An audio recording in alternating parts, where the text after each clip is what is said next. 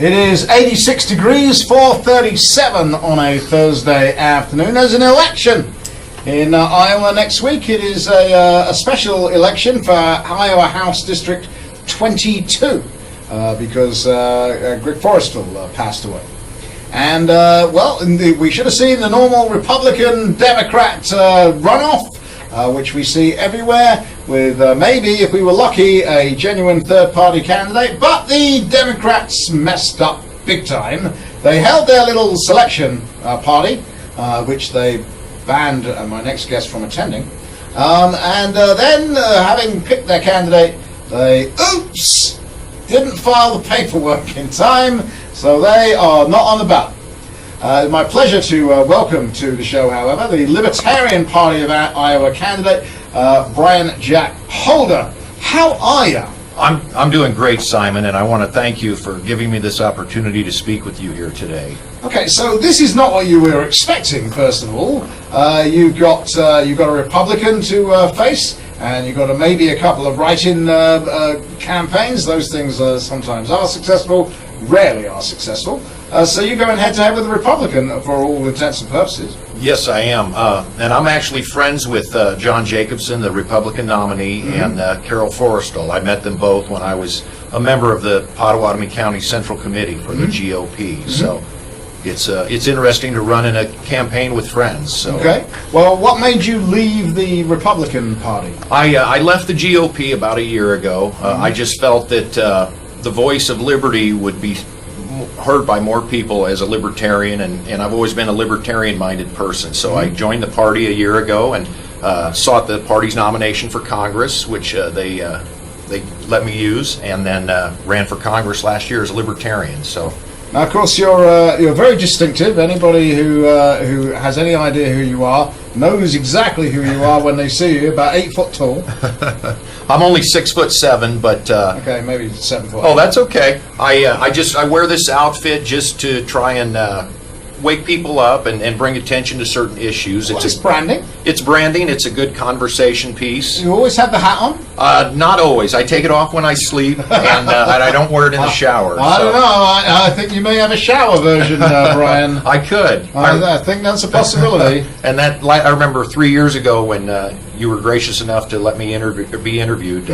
You said that flip-flops are the state shoe of Iowa. So yes. I'm not wearing them today, but I'll make sure I wear them when I'm out campaigning. See, I was trying to import that from Florida. Oh, okay. And as you can see, I'm not quite wearing flip-flops, but you can see I am. Hey, that's all right. I am barefooted today. Those are a nice pair of sandals. They are. They look like Ben-Hur action sandals. That's exactly what I like to call them. All right. We'll be calling them from this moment forward. Now, when I bring politicians in, sure. You are a politician. I research. I know it's weird, right? Yes, absolutely. I actually prep for interviews. That's there right. are no written questions. You can confirm I have no list of questions that I'm going to ask you. I never ever do. Yeah. Because we always end up with a better conversation if we just have a conversation.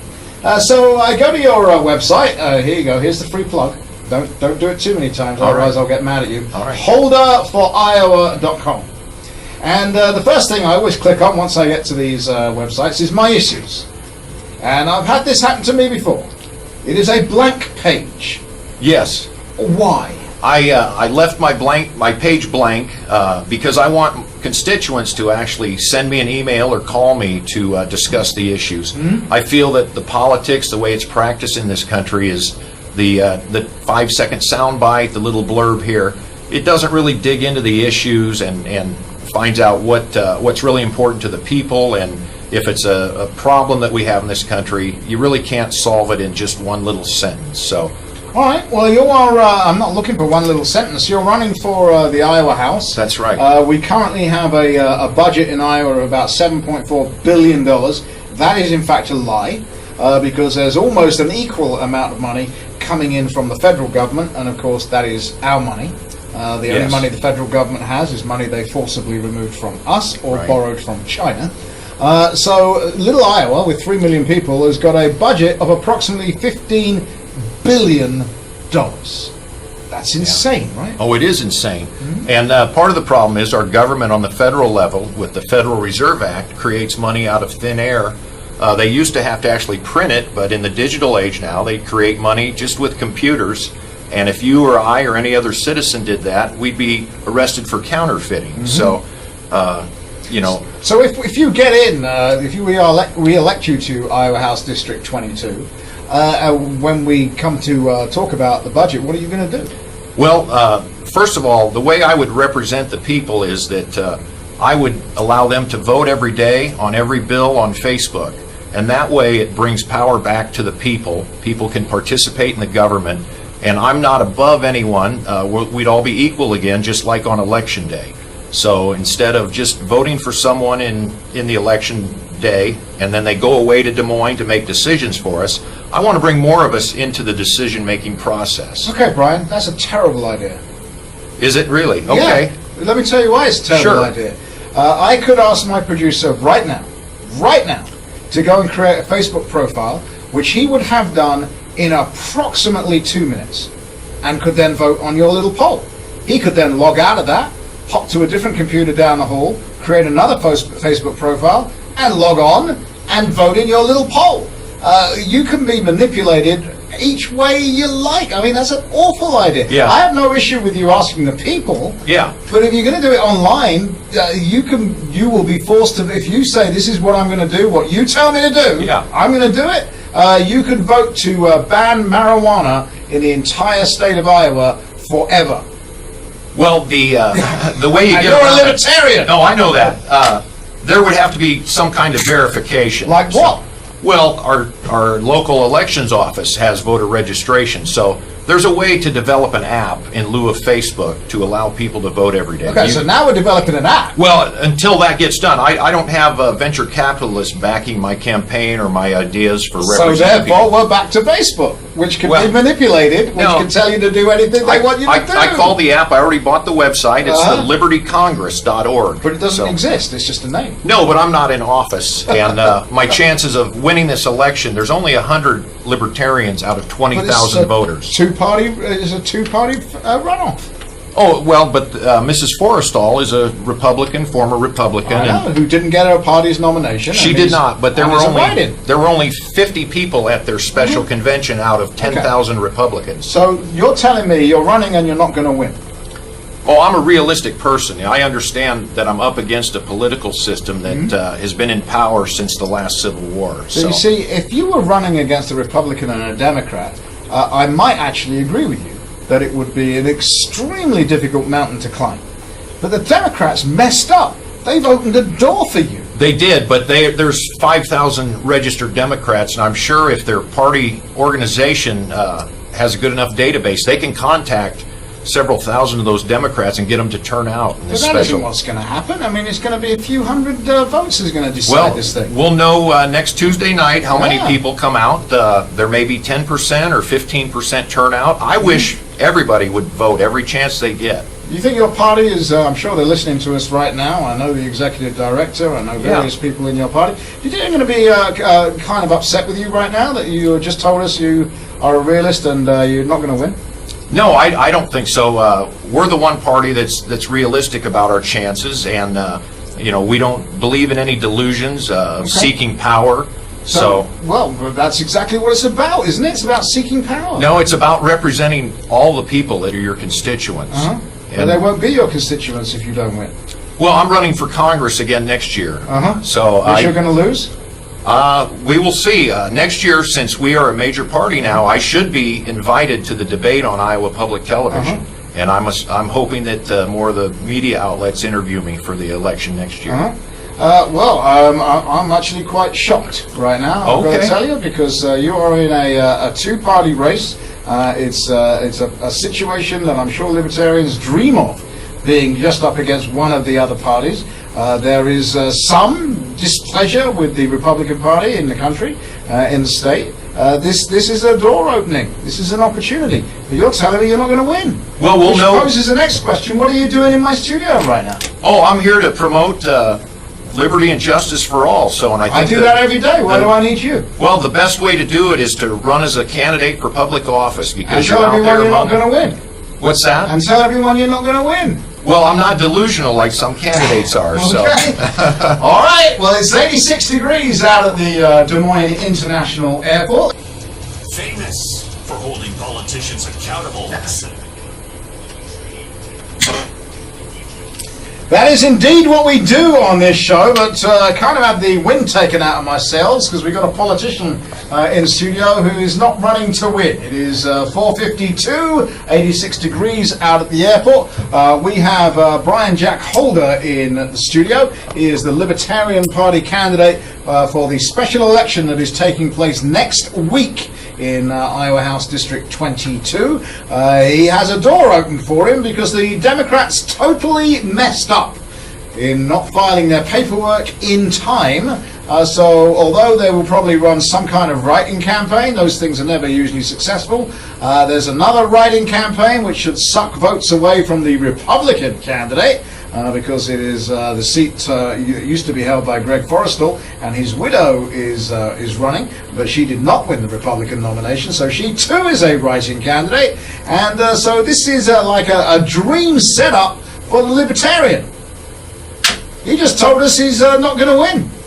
I'd like to correct the record just on two things. Mrs. Forrestal actually did qualify for the ballot, so her name is on the ballot. Okay. She won't have to be As an independent. Yeah, as an independent. Okay. And I'm not sure if she left the GOP with her party registration or not. And then the second thing is, I'm not a politician. I'm just a concerned citizen who, I'm just trying to stimulate the great civil conversation between... Okay. So here's the issue. I talk about this on the show all the time. I scream at libertarians because the nearest label you can put on me, I am an independent. The nearest label you can put on me is libertarian. I will never join that party because they've got this ridiculous open borders policy, which makes absolutely no sense whatsoever. They have presidential candidates that get up totally naked at their national convention, and then they expect us to take them seriously. And now I've got a local candidate, somebody I've known for a few years, used to be a Republican, who's just told me he's not going to win. I beg and plead every time we have a serious election, like governor. You know, the last governor election, the Libertarians had a great candidate in Lee Heeb, really serious, really authentic, someone you actually could believe could be governor of our state. And I said, don't disappear on us. And of course, Libertarians then disappear. Then they come and give us a boring ticket for the presidential election. They will then disappear for another 4 years. And now you've got this opportunity, and we've got a local guy who actually would have a shot telling me you're not going to win. I believe I could win this seat in a regular general election, but the fact is this campaign schedule has been shortened to just a few weeks.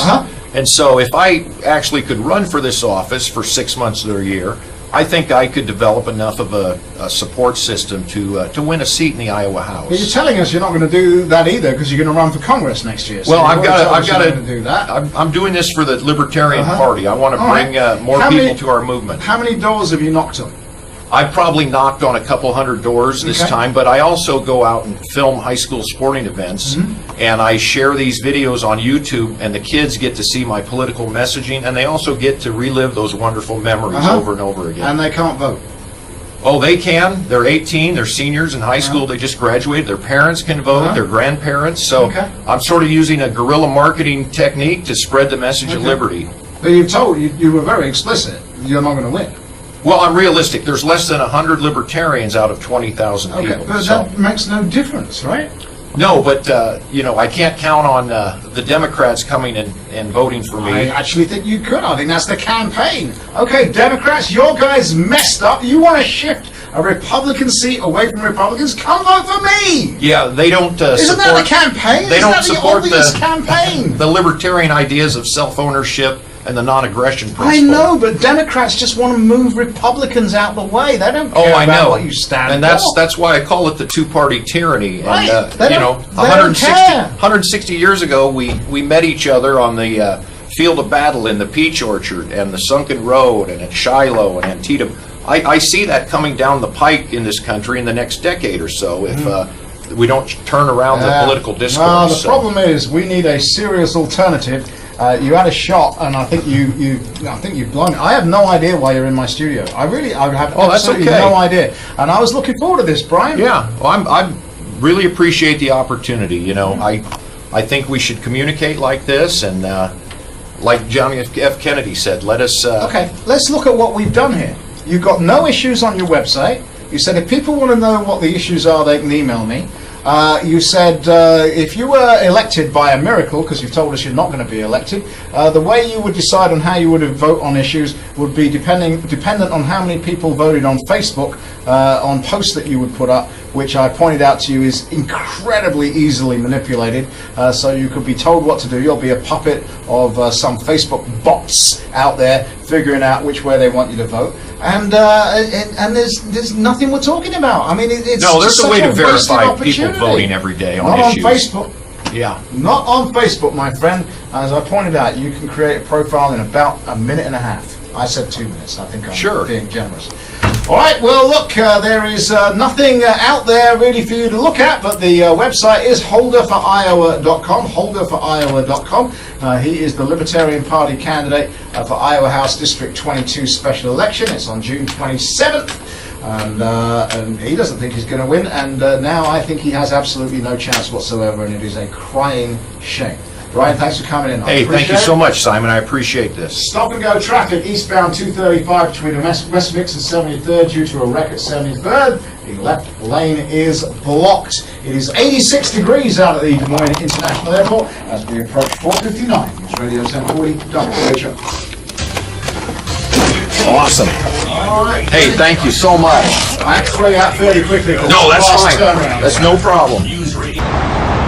I just finished my interview with Simon, and I thought things went better than I expected. So I don't believe these people that are in media, these media personalities, really understand or appreciate that some of us want to give power back to the people, and the way you do that is you let everybody participate in the democratic process of self-government every day. And you set up a system where they can vote every day and communicate. So I know it's a radical idea to some people, but I believe it's less radical than the founders who armed themselves and set themselves upon the field of battle against the king's men. And I also believe it's less radical than having another civil war in this country where boys from Iowa go off to fight the boys from Texas and Mississippi and Louisiana, because I will never take up arms against my fellow American citizens. So thanks for watching this video, and if you have any questions about me or my campaign, my name is Bryan Jack Holder, and my website is holderforiowa.com. That's HOLDERFOR Iowa.com. Thanks for watching.